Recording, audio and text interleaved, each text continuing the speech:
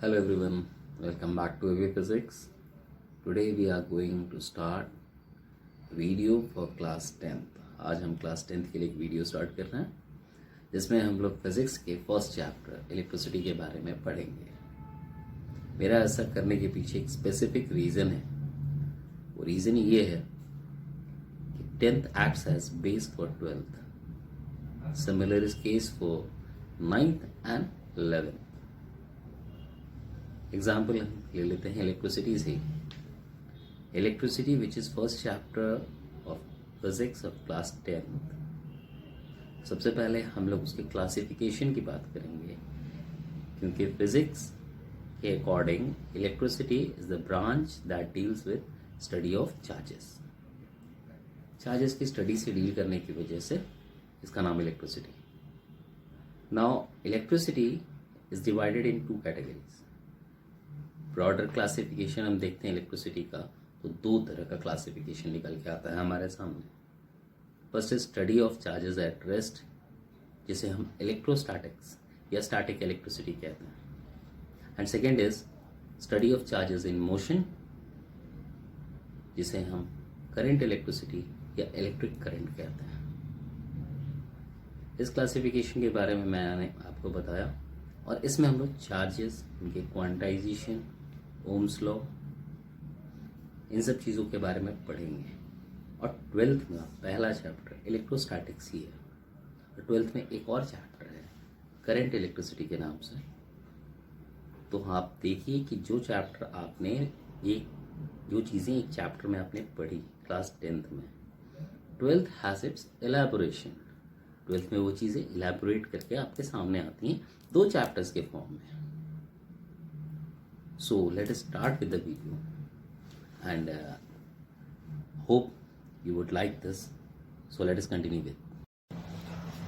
So let us come to it. Electricity, it is a branch of physics that deals with study of charges. ये मैंने आपको पहले ही बता दिया था। Now इसके क्लासिफिकेशन की बात कर रहे हैं तो इसे 2 कैटेगरीज में डिवाइड किया गया। एक को स्टैटिक इलेक्ट्रिसिटी या इलेक्ट्रोस्टैटिक्स बोलते हैं, और दूसरे को करंट इलेक्ट्रिसिटी या इलेक्ट्रिक करंट। स्टैटिक इलेक्ट्रिसिटी बोलने के पीछे रीज़न है कि ये वो ब्रांच है जो उन चार्जेस की स्टडी करता है विच आर एट रेस्ट, जो मूव नहीं करते हैं। और इलेक्ट्रिक करंट में ये चार्जेस जो है वो मूव करते हैं, ये उनकी स्टडी होती है। मूविंग चार्जेस, करंट का मतलब धारा होता है, धारा का मतलब हुआ मोशन, फ्लो। तो ये ब्रांच चार्जेस इन मोशन को स्टडी करता है, इसलिए इसका नाम करंट इलेक्ट्रिसिटी या इलेक्ट्रिक करंट है। ठीक है, अब हम बात करते हैं कि चार्ज, आखिर चार्ज होता क्या है, व्हाट इज चार्ज। तो चार्ज को हम लोग डिफाइन करना चाहें तो हम लोग ऐसे कर सकते हैं कि ये वो intrinsic property, intrinsic that is inbuilt property होती है जो जिसकी वजह से कोई भी ऑब्जेक्ट दूसरे ऑब्जेक्ट पे इलेक्ट्रोस्टैटिक फोर्स ऑफ अट्रैक्शन या रिपल्जन एक्सर्ट करता है।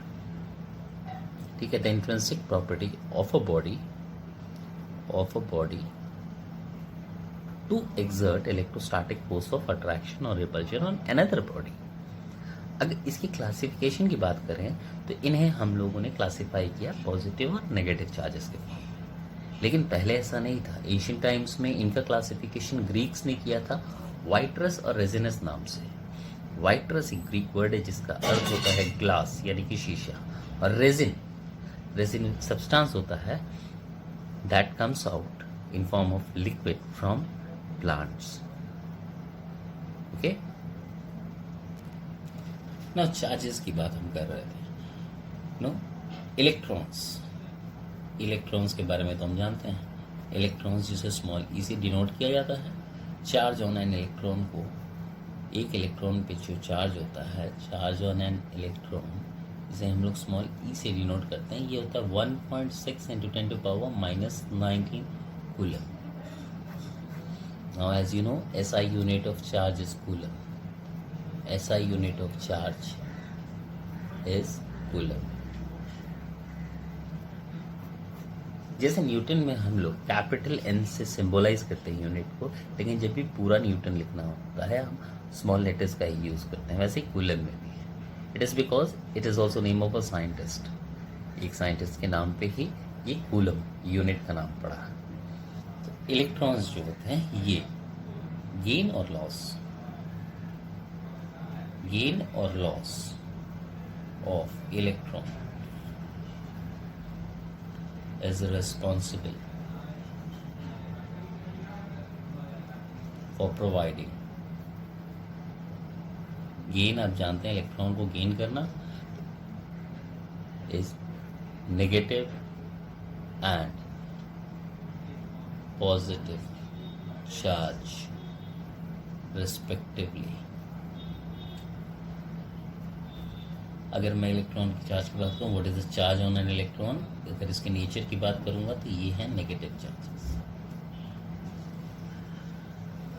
किसी भी बॉडी के द्वारा इलेक्ट्रॉन को लूज करने पर उस पर पॉजिटिव चार्ज आता है और गेन करने पर नेगेटिव चार्ज आता है, because electron itself is negatively charge. Electron पर जो चार्ज है उसका नेचर होता है नेगेटिव, क्वांटिटी है इतनी। अब हम बात करते हैं क्या दो बॉडीज में चार्जिंग जो होती है उसमें क्या डायरेक्ट 1 कूलम और 2 कूलम का ट्रांसफर होता है, क्योंकि ऐसा यूनिट तो हमने कूलम पढ़ा है। So answer is no. Charges पे transfer in form of electrons हो रहा है। इलेक्ट्रॉन्स के फॉर्म में जब हो रहा है तो एक इलेक्ट्रॉन पे जो चार्ज है, अगर 5 इलेक्ट्रॉन आते हैं तो पांचों इलेक्ट्रॉन के चार्ज यानी कि इस चार्ज से मल्टीप्लाई कर दिया जाएगा 5। That will be 8 into 10 to the power minus 19 coulomb because charge on one electron is very small.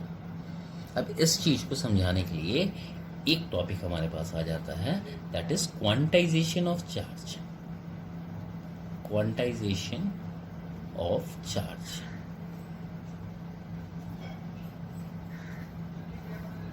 What is quantization of charge? The charge on a body, the total charge on a body, the total charge on a body is the product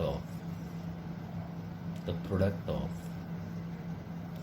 number of electrons gained or lost and charge on one electron and charge on one electron. इसे mathematically हम दिखाते हैं Q equals plus minus small N E.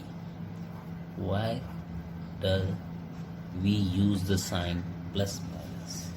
You know, plus is for positive charge, minus is for negative charge.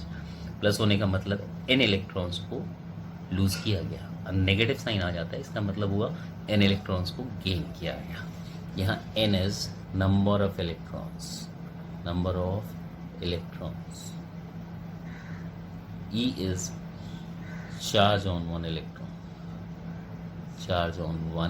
electron, that is equal to 1.6 into 10 to power minus 19 coulomb.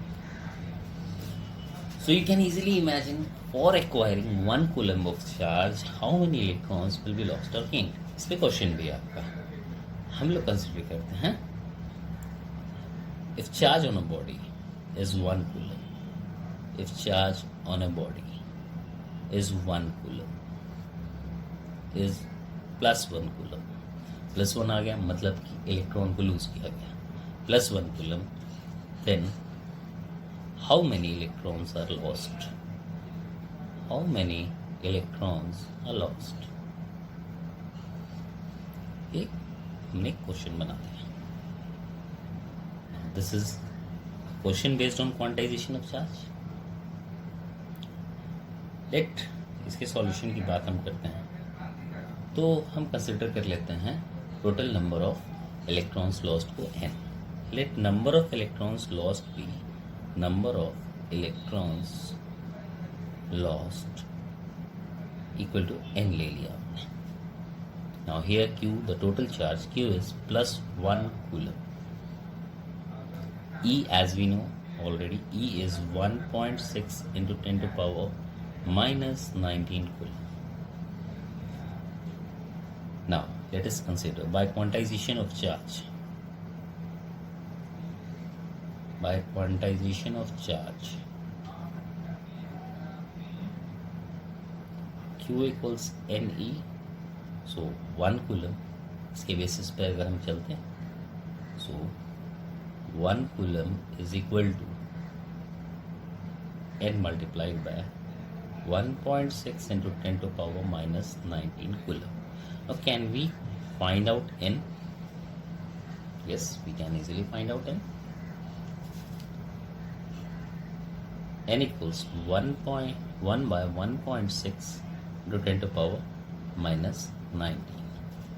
When you will solve it, we are supposed to get 6.25 into 10 to power 18. अब आप इस चीज को समझ लीजिए, 6.25 into 10 to power 18 इतने electrons एक body loose करेगी तब जाकर के उस पे +1 कूलम का चार्ज आता है. So number of electrons lost और gain plays the important role for charging the body, and charge is transferred in form of electrons. तो एक इलेक्ट्रॉन एक बार ट्रांसफर हो रहा है तो 1.6 into 10 to power minus 19 coulomb charge transfer हो रहा है. If it is gain then it is negative, और loss then it is positive. Now after that comes our electric current. What is electric current?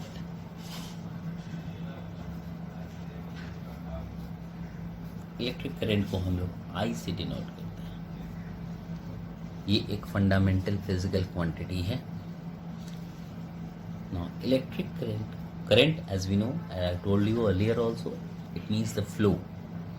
So it is, electric current is the rate of flow of charges through a cross section of conductor. Through a cross section of conductor. मैंने rate की बात की है तो rate हम बात करेंगे तो किसके रेस्पेक्ट में? Obviously with respect to time. यहाँ पे दो चीजें हैं, क्रॉस सेक्शन और कंडक्टर. क्रॉस सेक्शन की हम बात कर रहे हैं तो what is cross section? Actually cross section you can see it is the thickness of the conductor. Example के लिए मैं आपको ये पेन दिखाता हूँ, आप इस पेन को देख सकते हैं. If I will ask you what is the cross section of conductor, then अगर आपको ये एरिया मिल रहा है, this is the cross section area. ये जो सर्कल आप देख रहे हैं, इसके रिस्पेक्ट में अगर मैं इस पेन के अपोजिट पार्ट यानी इसके बेस की बात करूँ, क्या ये क्रॉस सेक्शन और प्रीवियस क्रॉस सेक्शन दोनों में कौन बड़ा हुआ? तो this is smaller cross section area, this is larger cross section area. Obviously ये क्रॉस सेक्शन छोटा है और ये क्रॉस सेक्शन बड़ा है. सिमिलरली एक कंडक्टर एक पॉइंट से, बिकॉज कंडक्टर इसलिए है क्योंकि वो अपने थ्रू चार्जेस को फ्लो करने देता है, और चार्जेस फ्लो इसलिए होते हैं क्योंकि उसमें फ्री चार्जेस होते हैं. इसके बारे में हम लोग आगे पढ़ेंगे. I'll tell you later on. अब ये चार्जेस जो है ये फ्लो कर रहे हैं. This is a conductor because it has free charges. This charges are flowing.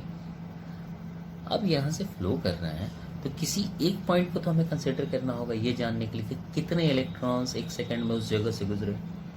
Suppose I am taking this part, मैं यहाँ पर ये एक पार्ट को ले रहा हूँ. जैसे स्लैश करके हम लोग एक पाइप को ऐसे बीच में से काटते हैं, छोटा सा पार्ट हम निकालते हैं. तो मुझे पॉइंट ऑब्जर्व करना है, तो I will be observing this cross section area.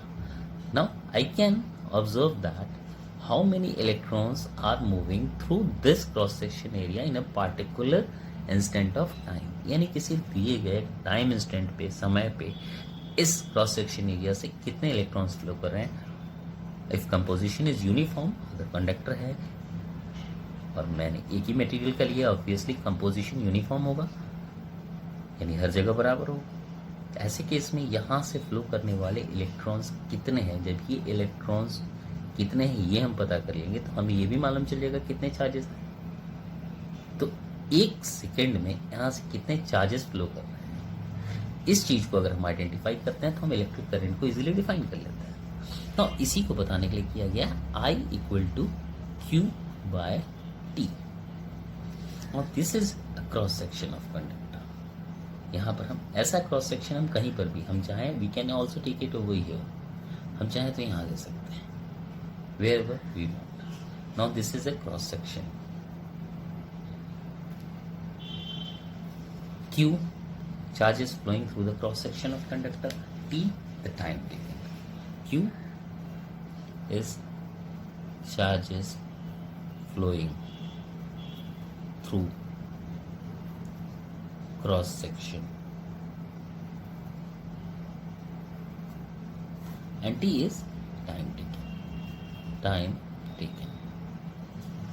ये ठीक उसी तरह से होता है जैसे एक पतले से रिंग को अगर हम ले लेते हैं और ये देख इसके थ्रू पानी फ्लो कराते हैं और ये देखते हैं 1 सेकंड में कितना वाटर इस रिंग के थ्रू होकर के जा रहा है, इस एरिया से गुजरने वाला जो भी वाटर, जितना वाटर जैसे निकलेगा तो हम ये कह सकते हैं हाँ ये क्रोस सेक्शन से निकल रहा है, अगर ये रिंग उसी पाइप का एक पार्ट है जिसके थ्रू पानी फ्लो कर रहा है। Now what is SI unit of electric current? SI unit of electric current is SI unit of electric current. SI unit of electric current is ampere,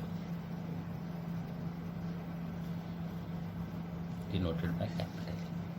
Now, on basis of the formula, can we define its unit? हम लोग उसकी unit को भी define कर सकते हैं. 1 ampere equal to 1 coulomb by 1 second.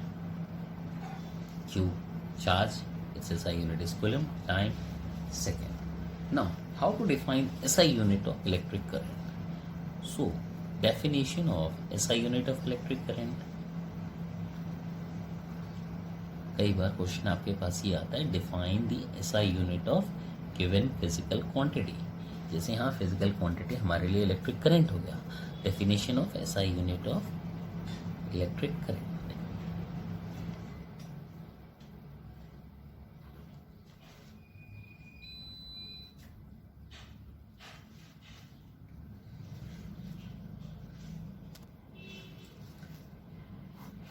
Now, 1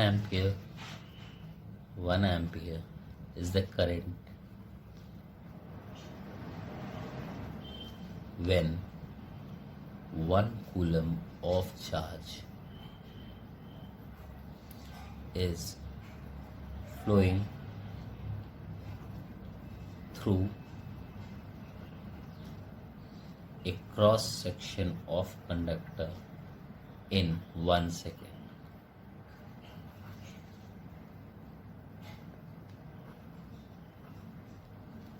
In 1 second. मतलब 1 ampere वो करंट हुआ जो किसी कंडक्टर के थ्रू फ्लो होता हुआ, तब हम मानते हैं जब उस कंडक्टर के एक क्रॉस सेक्शन से 1 कूलम चार्ज फ्लो कर रहा हो 1 सेकंड में। अब इसके बेसिस पे we can also define, as we know, I, that is current, is equal to charge by time. We can also find out Q, that is equal to I multiplied by T, the total charge on a body. Can also be, अगर हमें ये पता है कितना current flow हो रहा है और कितनी देर तक फ्लो हो रहा है, so we can easily calculate the charge on that body, the total charge. और एक चीज़ यहाँ पर हमने देखी कि इलेक्ट्रिक करंट को डिफाइन करने के लिए we must know how much charge is flowing through the conductor. One important thing, कैसे हम क्लासीफाई करते हैं कंडक्टर को। कंडक्टर जैसे मटेरियल्स के क्लासीफाई कैसे किया जाता है, मटेरियल्स का क्लासिफिकेशन 3 तरह से होता है। पहले मैं ब्रॉडली सिर्फ 2 क्लासिफिकेशन को डिफाइन करके दिखाऊंगा, तीसरा मैं बाद में आपको बताऊंगा। फर्स्ट इज कंडक्टर, एक को हम कंडक्टर बोलते हैं, दूसरे को हम इंसुलेटर बोलते हैं। इन बिटवीन, इन दोनों के बीच एक और क्लासिफिकेशन होता है जो सेमी कंडक्टर का होता है, which we will discuss later on. मैं अभी फिर आपको कहता हूँ जो हम लोग डिस्कस करेंगे बाद में। Now let us, what is conductor? Conductor हम लोग किसे कहते हैं? इंसुलेटर में हम लोग किसे कहते हैं? Materials that allow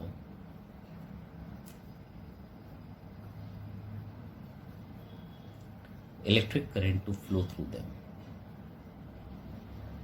Electric current to flow through them. इसमें materials that do not allow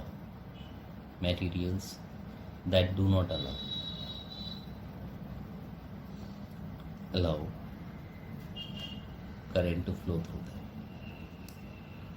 Electric current to flow through them. Reason बड़ा सिंपल है. हम ये जानते हैं कि सारे मटेरियल्स जो होते हैं अल्टीमेटली एटम से मिलके बने होते हैं. Every atom has electron, proton and neutron. अब बात ये करते हैं कि इलेक्ट्रॉन अगर है उसमें तो फिर वो क्यों नहीं कंडक्ट करेगा और एक तरह का मटेरियल क्यों कंडक्ट करेगा. ठीक है, थोड़ा सा यहाँ पर हमें केमिस्ट्री के बेसिक्स का यूज़ करना होगा. कंडक्टर में इसका रीज़न क्या है? They have free charges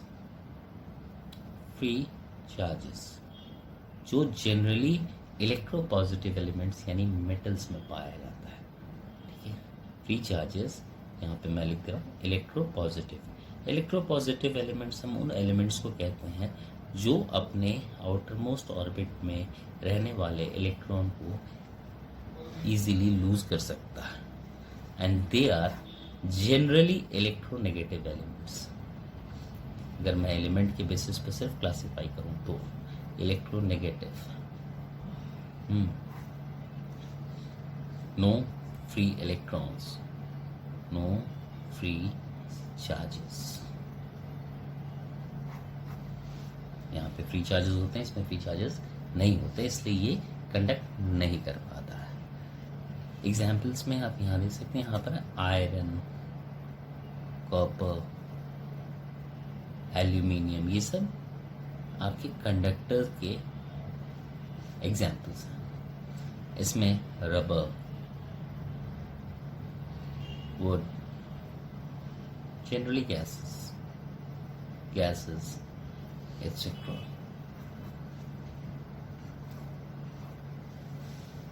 Now we will also study कैसे कंडक्टर अपने थ्रू इलेक्ट्रॉन्स को फ्लो होने देता है, क्यों ये कंडक्ट कर पाता है. अगर हम आपको लोहे का टुकड़ा दे देते हैं और बोलते हैं कि क्या इसमें करंट है, ये एक लोहे की रॉड आपको दे दी गई and you are asked if current is flowing through it. आपसे टच कीजिएगा, आपको शॉक नहीं लगेगा, आपको कोई इलेक्ट्रिक शॉक नहीं लगेगा, कोई झटका नहीं लगेगा बिजली का, इसलिए आप बोलिएगा कि नहीं, no current is flowing through it. But my dear friends, current यानी चार्जेस का फ्लो तो उसमें हमेशा रहता है, because it has free electrons. इसमें फ्री इलेक्ट्रॉन्स होते हैं. ये फ्री इलेक्ट्रॉन्स की प्रॉब्लम क्या है कि अगर इनके एक स्पेसिफिक डायरेक्शन नहीं मिलेगा तो ये हैप्पैज़ार्डली मूव करते, कोई इधर मूव कर रहा है, कोई इधर. हैप्पैज़ार्ड और रैंडम मूवमेंट, रैंडम और हैप्पैज़ार्ड या रैंडम का मतलब एक ही होता है कि they are moving in no specific direction, कोई इधर कोई उधर. Haphazard motion of free charges cancel out each other's effect. ये एक दूसरे के इफेक्ट को ही कैंसल आउट कर देते हैं. Now reason is very simple. जैसे ये इलेक्ट्रॉन अगर इधर मूव कर रहा है, इधर ये एक करंट का डायरेक्शन बन सकता था, लेकिन इसके अगेंस्ट में किसी दूसरे इलेक्ट्रॉन का मोशन इसके अपोजिट डायरेक्शन में होगा, यानी वो इसे अपोज कर रहा होगा. ये तो एक दूसरे के इफेक्ट को कैंसिल करते हैं. ऐसा सब में होता है, टोटल में होता है. वही इसी रॉड को अगर हम कनेक्ट कर देते हैं एक सर्किट से, circuit, electric circuit is actually the path along which the total path including the source. ये सोर्स हमने दिया है यहाँ एक बैटरी के फॉर्म में, एक पॉजिटिव और एक नेगेटिव टर्मिनल. हमने प्रोवाइड कर दिया। अब आप देखिए, ये इलेक्ट्रॉन्स पे negative charges will be attracted towards the positive terminal. Electrons will be attracted towards the positive terminal, यानी अब सारे free charges are aligned in same direction,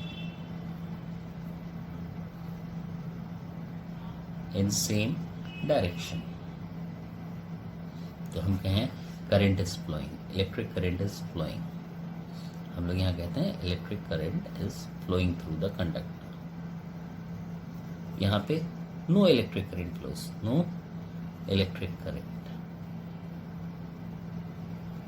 यहाँ कोई इलेक्ट्रिक करंट फ्लो नहीं कर रहा है और यहाँ इलेक्ट्रिक करंट फ्लो कर रहा है। दोनों के डिफरेंस को आप देख सकते हैं।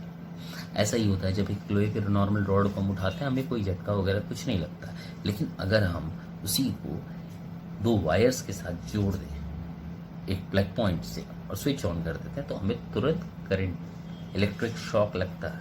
हम कहते हैं करंट लग गया या झटका लग गया। Reason is very simple, it is the same reason. So this is all for today, and meet you in the next class. Hope you will like it.